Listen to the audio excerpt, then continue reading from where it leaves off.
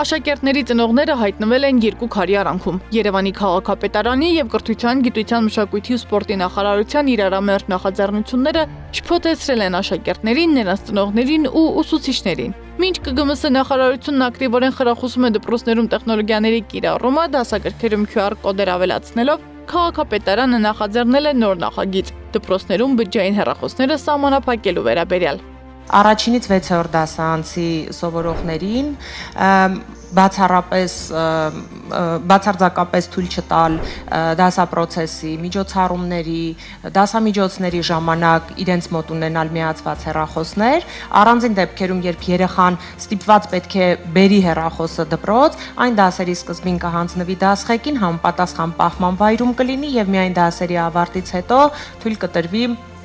վերցնել։ 7-ից 12-րդ դասարանցիների համար էլ սահմանափակումներ կկիրառվեն։ Առաջին դասարանի դասագրքերից սկսված բոլոր դասագրքերում կան QR-ներ։ Եթե աշակերտին արգելվում է հեռախոս ունենալ դպրոցում, ապա ինչպես է նա սերտելու QR կոդ ունեցող թեման։ Հարցի պատասխանը փորձեցինք ստանալ թե նախարարությունից, թե քաղաքապետարանից։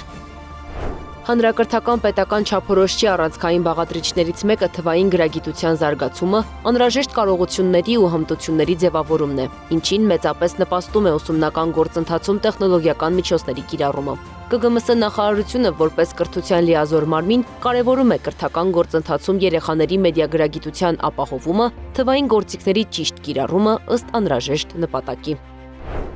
Իսկ քաղաքապետարանն ընդգծում է, որ սահմանափակումների նպատակը երեխաների կենտրոնացումն է, իսկ հեռախոսը խանգարում է։ Խոսքը դասապրոցեսի ժամանակ երեխաների ուշադրության կենտրոնացման խնդրեմ ունենալ նաև դասավանդողներից շատ լսելով եւ մնացած այլ բացասական ազդեցությունների մասին բջջային հեռախոսներ, ինչը որևէ մեկը չի հերքում։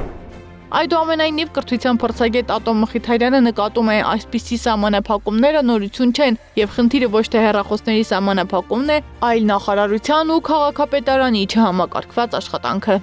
Հեռախոսների սահմանափակ օգտագործումը դպրոցներում իսկապես անհրաժեշտություն է։ Եվ այդ ճանապարհով են գնացել եւ գնում են բազմաթիվ զարգացած երկրներ։ Դա իրոք էսպես է, բայց շրջանցել այն, ինչ որ գրված է եւ սահմանափակումներ մտցնել, դա ճիշտ չի։ Այդ ամբողջը պետք է անել հերթականությամբ, այդ սահմանափակումները պետք է համաձայնեցվեն կրթության նախարարության հետ, համապատասխան ենթաօրենսդրական ակտեր լինեն, կարգավորումներ լինեն, հետո նոր դրանք գործածվեն։